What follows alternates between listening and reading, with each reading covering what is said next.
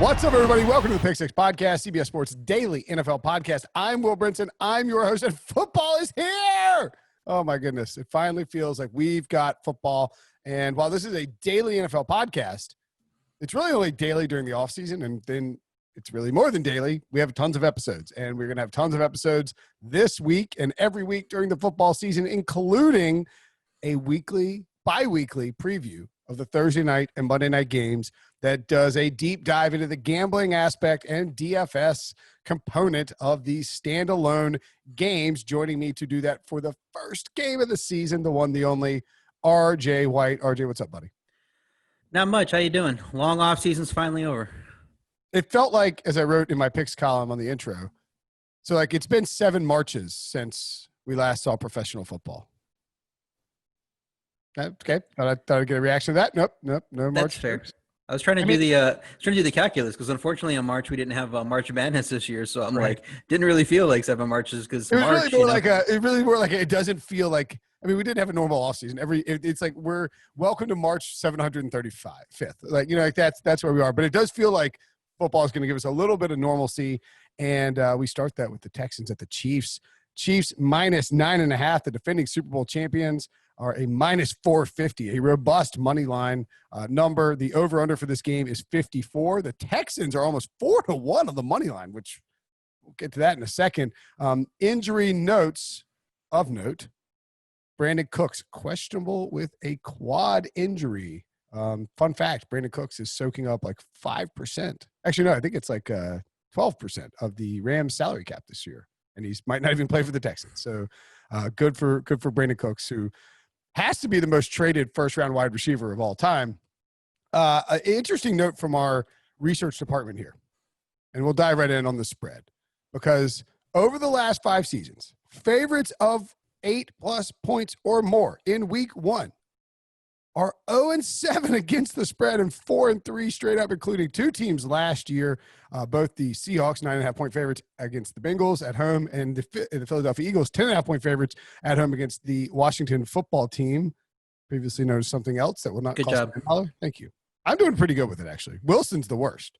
Once you heard the word swear jar, the switch flipped because you were bad, and then you heard swear jar, and you're like, I got this. You could dock my pay? Yeah, that's right. I feel bad for the fantasy guys because they have to wholesale change the terminology with which they describe the percentage of rosters that a player is on. That's a lot harder, I think, than – and again, by the way, good for kudos to – the people who jumped out ahead of this. You may have done this too, where you didn't use the R-skins word in stories.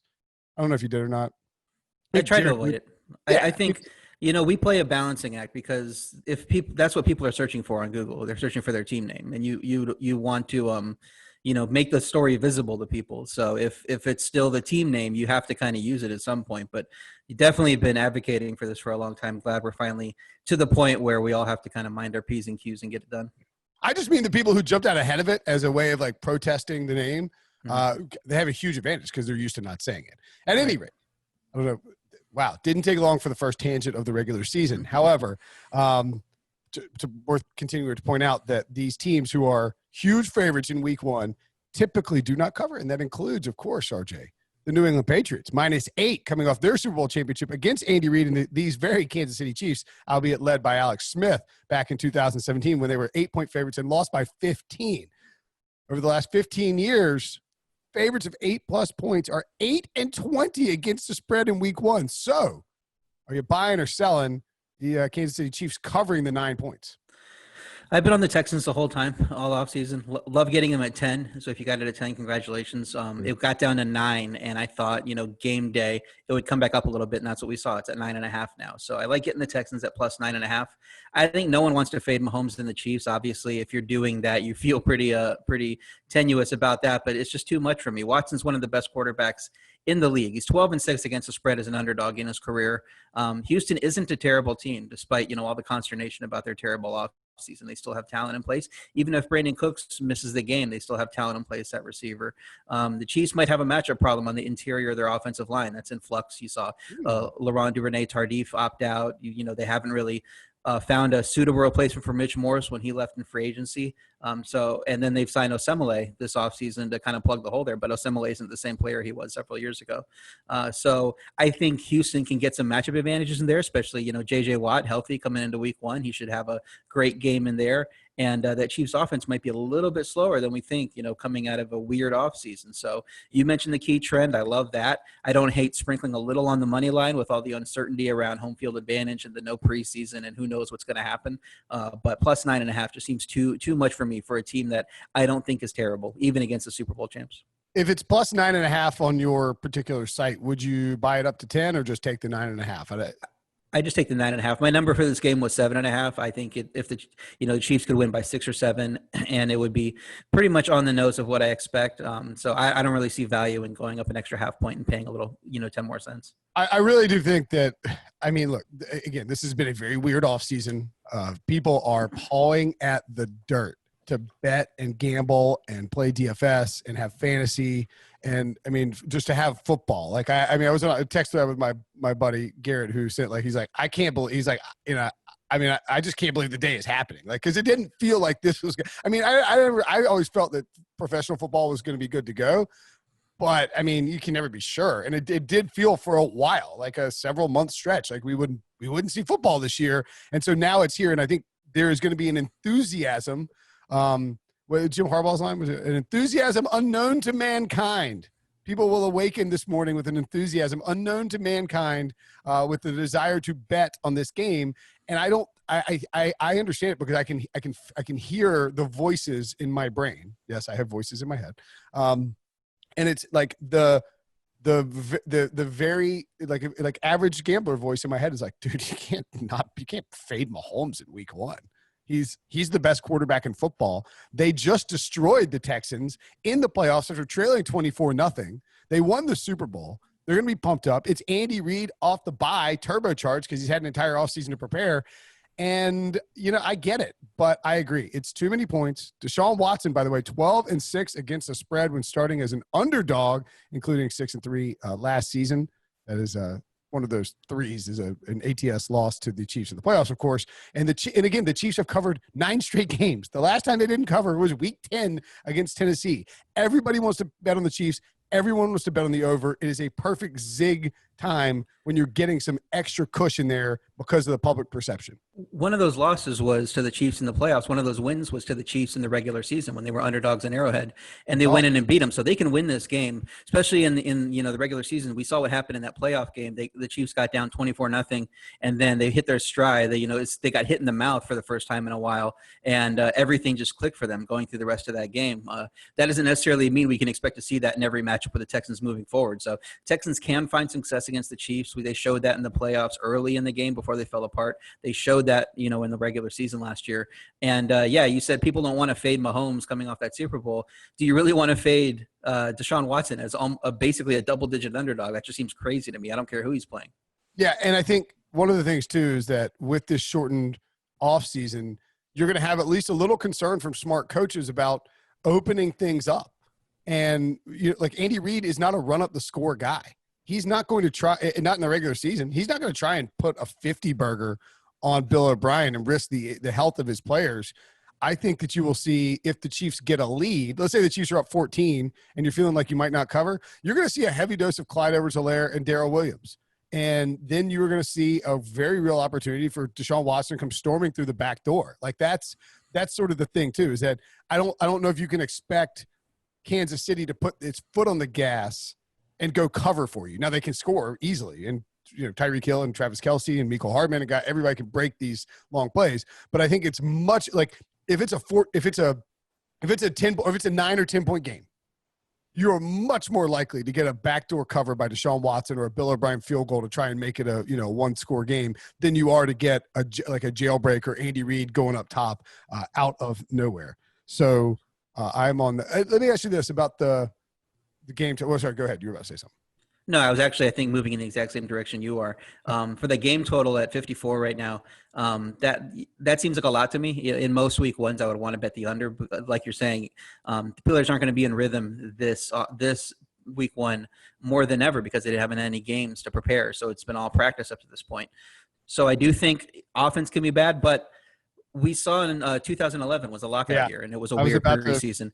And the overs went 12-4 in week 1. So you just don't know. I saw our pal Cleve TA, who's a friend of the program, noted that in weeks 1 and 2, 72% of the overs hit in 2011 because defenses simply were not prepared. And, I went back and looked at that, and sort of scary considering I took a bunch of dogs this week. But, man, there were, first of all, 3 dogs of 3 points or more in 2011, won outright, which is not insane. There were a lot of blowouts in 2011. I sort of wonder if you can look at the box score and you're like, man, this is an ugly week of football. That's true. And also we had a lot of rule changes, coming at that point. I think that was around the time when offensive football took off. And maybe that's a part of a thing where the refs didn't know what to call at certain situations and teams were just taking advantage of rules. And it wasn't, defenses weren't sure how they could play. That's not, the similar thing this year. You kind of know what you're getting into. So maybe it's not going to be as bad for defenses this year with that uncertainty layered on top of the uncertainty from the lockout and limited preseason or no preseason or whatever. Yeah. So, I would probably lean under. I know. I think we're both in lockstep here. You take the Texans. You can look, if you want to take the Chiefs, I won't blame you. You're betting on the Chiefs. It's not an unfun thing to do. And you feel, it's like, it's like the warranty from Tommy Boy. Is it meaningless? Sure. But you're going to feel safer. You're going to feel safer right up until kickoff or right up until that line, right up until the Texans are winning in the fourth quarter. So I get it. Why you want to take the Chiefs. I think the Texans should be one of the best bets this week. I love Houston. You agree. So with the total, do you see a play on like the first half under? I tend to like the idea of the first half under. I'm a little scared of the full game total because we have seen a lot of games involving Patrick Mahomes. And all I can think about is Tyreek Hill sprinting down the sideline in that Patriots game in Foxborough on Sunday night, like 2 years ago, where it just things don't get going quickly, and then boom, boom, boom, boom, you can have 3 touchdowns rattled off, and with the Texans being explosive, with Will Fuller and Tyreek Hill on the field at the same time, I don't know, I don't know that I want to take the full game under. I think I would probably lean maybe towards the first half under. It's possible. They combined to score 52 points in the first half in that playoff game. So I don't know that I love it. You also script, your plays at the beginning of the game on offense. So if the offenses are going to be in rhythm, you would expect that, in the first quarter. So maybe the scoring is a little better in the first quarter than it is in second quarter than it is in the second half. I would avoid that a little. I think as far as the total goes, talking about the first half line was at 6 last time I checked. Chiefs -6. Really like the Texans there. They showed obviously they can hang with the Chiefs. And the interesting thing about it when I dove into the stats, first half scoring versus second half scoring, is the Chiefs outscored the Texans by 7 points a game in the first half of games last year. But if you go to the second half, the Texans outscored the Chiefs because the Chiefs, sitting on long leads a lot. So if you do think it's going to be a Chiefs blowout, I would look to the second half scoring. William Hill offers, I believe, plus 205 that the Texans win the second half essentially in scoring. So if you don't want to bet on the Chiefs because of the big spread, but you do think it's going to be a blowout, you can get a little plus 205 action there on that second half line for the Texans and cash a decent amount, I think. And again, that statistic goes back to why I think I'm really harping on taking the Texans and the points, because Andy Reid's he's not going to put on a fireworks show. They might score plenty of points, but he's not going to just be like, well, we're up, 21 points. Like, let's run a flea flicker where, Mahomes on a bootleg. He's not going to put everybody in danger. Yeah, it's not going to be that Ravens game from last year with Ravens-Dolphins when they unleashed Lamar Jackson and showed everybody what they could do. Won 59-10 or whatever it was. Like, Andy Reid's not doing that. Andy Reid doesn't do that. We've seen him do it like he did against John Gruden last year. It looked like the Chiefs were easily going to cover a huge live spread, and he puts his foot on the gas. He doesn't kick the field goal. There are a lot of different things he does in these games, in these situations, to be respectful. He's won a Super Bowl now. I don't think he's going to be I think the Texans are a slam dunk. I like the first half under, but be scared of the points. Let's take a break, and when we come back, we'll tell you which props you should bet and who is a good captain's choice for DFS purposes. So the props are going to be, I think, wildly popular this year, and there is some exploitability in that market too, RJ. I think when you look at the player props and what you can do, I'm sure you can go to sportsline.com and get great options on player props, probably. I think so. I don't keep track, of every editorial piece of content that comes out. But come on, it's first game of the year. You think that you have some stuff on it, but props are a very late developing thing. If you want to know the exact number, they typically don't come out till game day on Sundays, and these came out the day before for the Thursday night game because William Hill was working on the odds. So, and then they're quick moving. So if you want to write an article right when the odds come out, then it's going to be outdated by the time it gets up on the site. So it's kind of a moving target when it comes to props. I think you can talk. I would go over or under this amount of yards, with certain situations, and then kind of leave it up to the bettor to see what he has available when it's time to bet. Yeah, and there are lots of. I mean, anyway. So the two that I target. Personally, and again, these are via William Hill. I've seen now. Look, Clyde Edwards-Helaire rushing yards up to 54.5. When it hit the market in various spots, it was like 47.5. That is, it doesn't feel like a ton, but it is a lot. That is 7 yards or 7 rushing yards. I mean, you can pick that up in one shot, but like you'll see if you bet these props and you're like, like I'm 1 yard off, like what the number was that this guy told me to bet.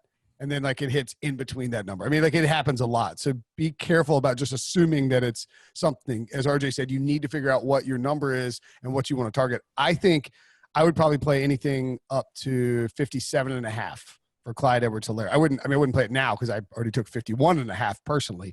But 54.5 over rushing yards for Clyde Edwards-Helaire makes a lot of sense to me because we've talked about this game script and what this team looks like and how I think Andy Reid will operate. Now, it's out the window if the Texans come out and take a 24-0 lead again. Then Clyde Edwards-Helaire will not get that. But I like the over on receptions for Clyde Edwards-Helaire. I don't know if William Hill has that. I saw it at 3. I think that's a widely available number. I would not be shocked at all if Clyde Edwards-Helaire has a Kareem Hunt-like game in terms of his first performance for Andy Reid in this offense, like Kareem Hunt did in 2017, where he's given an opportunity to really run the ball effectively.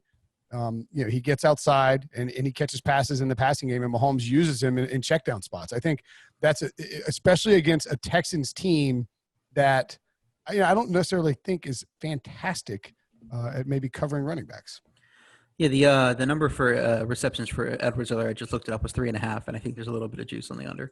So I should be looking to play there. I go the different way with Edwards-Helaire, with no preseason to go off of, with no game script. I'm not sure how much Andy Reid leans on him right now. It's a long season. This team expects to be back in the playoffs, expects to be defending their Super Bowl. I don't know that you want to give Clyde Edwards-Helaire a ton of work in week 1 in prime time. So I love the over on Daryl Williams. I think he has a real role in the debut. I think it's more of a split than we're expecting. So Chiefs running backs had at least 15 carries only twice last season. Now, part of that is who's carrying the ball. So maybe you argue Clyde Edwards-Helaire is way more talented than those guys last year, and he's going to get more carries. But I think this could be a little bit of a timeshare. With 0 preseason games under the belt, I think Clyde has worked in gradually. I also love Daryl Williams, and that over is 27.5, on rushing yards right now. I think that he can get to double-digit carries and hit that rushing yards pretty easily. I also love him plus 300 to score a touchdown. He's a bigger back. He can get the goal line work, save, Clyde Edwards-Helaire a little wear and tear in the middle of the pile, going into this. And who knows if Edwards-Helaire has dealt with fumbling problems in practice, and maybe they don't want to give him that work. We just don't know because it's been closed off a lot. So we just don't know what we're going to expect. So I think there is a profit opportunity to bet on some of these Daryl Williams props, just expecting it's going to be a little more even split than we think. I like that. I like that as well. And look, I don't think it's out the window that both of them can hit. Like if this is a Chiefs if the Chiefs jump out to a lead, and we'll sort of tie in the DFS stuff of this because I think it's really important. If you're trying to do a showdown matchup in DFS, the way to do it isn't to be like, oh, I'm gonna and guilty as charged here. Like you don't just like, oh, these are the best players. You got to figure out what you think the game script will be for how the game plays out. And you're not going to be right every time. That's if you were, you wouldn't be listening to this podcast. You'd be like in Vegas rolling around in piles of cash and stuff. But you got to figure out what you think the game script is going to be, and then approach props and approach DFS in that manner. And so, for instance, if we're assuming that the Chiefs jump out to a quick lead, and then the Texans are forced to throw a lot while the Chiefs are forced to, the Chiefs decide to run a bunch, then the Clyde Edwards-Helaire and Daryl Williams props are absolutely in play. And you're spot on. 28 yards. That's all you need from Daryl Williams in the rushing game. That is not much. he can get that in the first series. And you just hope he doesn't fall backwards 6 times, Like, I mean, like it's entirely possible. What would you think about the idea, and it would be really, really, really, really bold, making Daryl Williams your captain in DFS? Yeah, I wouldn't go that far. He has a super cheap price. He was $1,800 when I checked. So I would put him on the team for sure, expecting that, he gets a much more significant workload than that number would suggest. I think captain-wise, you got to go with one of the quarterbacks, Mahomes or Watson. They're going to score so many points. My thinking is to go with Watson. He's a little bit cheaper. You figure less people are going to take him. Everybody's going to be excited to take Mahomes.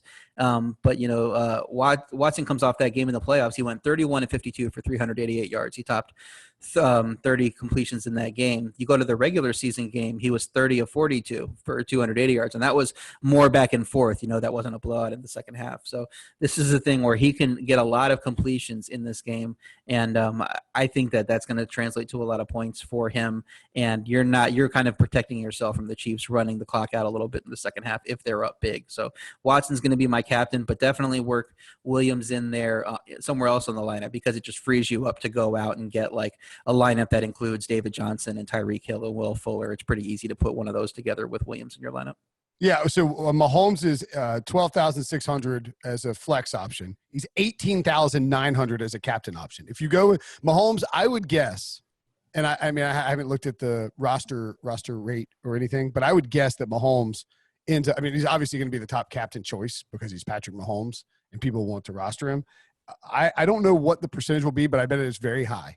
And so immediately, and look, like it is tough. If you're zigging in a spot where, everybody's flocking to a quarterback in these showdown spots, it's really hard because the quarterbacks are going to inherently score the most points. And you have even if your captain's Kelsey, he has to catch like 2 of Mahomes' 3 touchdown passes to potentially outscore Mahomes and give you leverage on the field. But there is an opportunity to leverage yourself. And I agree. I think Watson let me see what Watson is as a captain spot. Watson is 17.7 at the captain spot. So you're saving, $1,200 in terms of your salary cap. And so if you do that, that is automatically going to move you way up in terms of the final option that you're adding to your lineup. And if we're thinking about the game script again, like you say, Watson probably going to throw more. I actually love the idea of going with Will Fuller as a captain. He's 12,000.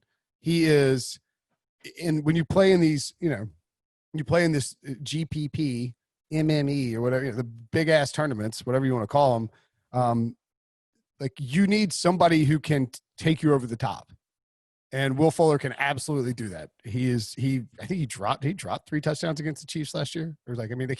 He's capable of putting up a 225 3-touchdown game on like 6 catches. That's just how dangerous he is. I know he's a very popular sleeper this offseason, but I love the idea of trying to leverage the field by going with zigging. I think there'll be a lot of smart people on Will Fuller too. I think Will Fuller will be used in a lot of lineups, but I like the idea of using him as a captain because if he just goes bananas and he's Watson's top target, Cooks is maybe out or hampered. Kenny Stills maybe get some action. Randall Cobb underneath. There's a real chance that he ends up being the top scoring guy here.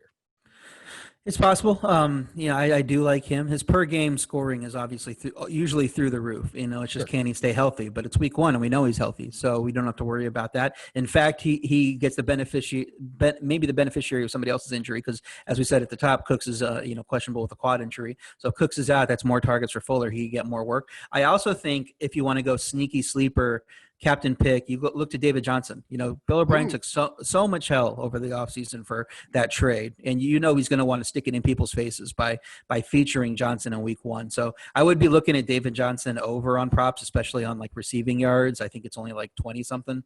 Rushing and receiving combined 72.5. Yeah, and I think the receiving is only like 27. He's going to want to take advantage of that dual threat thing. And like I said, Houston had a lot of completions in those games against the Chiefs. So if the Chiefs are sitting back trying to take away the deep stuff with Fuller and try to make the Houston work for it, there's going to be a lot of underneath work for Johnson. So I think he's going to have a big game combined. You could bet that over, but also the receiving yards. And I think it's not out the realm. He gets 120 yards and 2 touchdowns and looks great as a captain. Yeah. It's a great point. Bill O'Brien knows that. Look, Bill O'Brien ain't doing stuff. People think he ain't a moron. He might make some questionable personnel decisions as a GM, but people need to realize that by signing Deshaun Watson to a long-term extension, Bill O'Brien's not on the hot seat. He's not firing himself. He just locked up his franchise quarterback who he traded up for. He has the owner's ear. Bill O'Brien's going nowhere. He's won the division a bunch of times. He has Deshaun Watson on lockdown. And now you're right. He is going to want to have David Johnson go nuts. So I like the over on David Johnson. And I certainly would include David Johnson in all of my DFS lineups as well. I think that's it, RJ. Great. I got one lottery ticket prop for you. I was searching through the special props on this game, and the very one at the very bottom was 140 to 1, and it's Mecole Hardman to score the first Chiefs touchdown, plus Randall Cobb to score the first Houston touchdown. Now, Randall Cobb isn't going to be a big touchdown scorer this year, but in a game where Cooks is out, he's probably going to see a few more targets. Hardman can break one at any time. I think Houston defense is going to be focused on stopping Kelsey after he destroyed them in the playoffs last year. And so I think you take away Kelsey above all else, and that leaves space, outside for the receivers. And Hardman could easily break the first touchdown of this game. And then you're just kind of like at that point crossing your fingers that Cobb is the one that gets the Houston touchdown. So 140 to 1, it isn't going to come in, but that's a nice little lottery ticket to have and to root for early in this game. What's Mecole Hardman to score the first touchdown by himself? Do you happen to have that in front of you? I just will. Let's see. First touchdown score, Mecole Hardman is 18 to 1. I don't mind that at 140 to 1. Obviously, so you get a Randall Cobb amplifier. It takes you from 18 to 140. That's right. That's pretty. I mean, the math on that is just like you should just.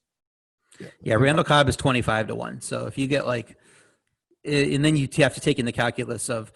These are odds for just the first touchdown of the game. The other one you're talking about first on each team, so it's a little bit weird. But yeah, those are two relatively long shots that if they happen together, it doesn't matter what happens the rest of the game. You're loving life at that point. I think Mecole Hardman is the guy that, and remember, Sammy Watkins went off in week 1 last year, famously because Ryan Wilson and those guys dunked on me, for the whole Devontae Parker thing. But I do think Mecole Hardman is a guy in his second year now. So much speed where, like you point out with them knowing that the Texans are going to be focusing on Travis Kelce and Tyreek Hill and trying to limit what they can do. Maybe Andy Reid, he ain't a dummy. Maybe he leverages it to Mecole Hardman and gets him a screen early on. He's just, boom, gone. That wouldn't be surprising at all. So I don't mind it. All right, RJ, great stuff. We'll talk to you tomorrow because we got a picks podcast coming. Thanks, buddy.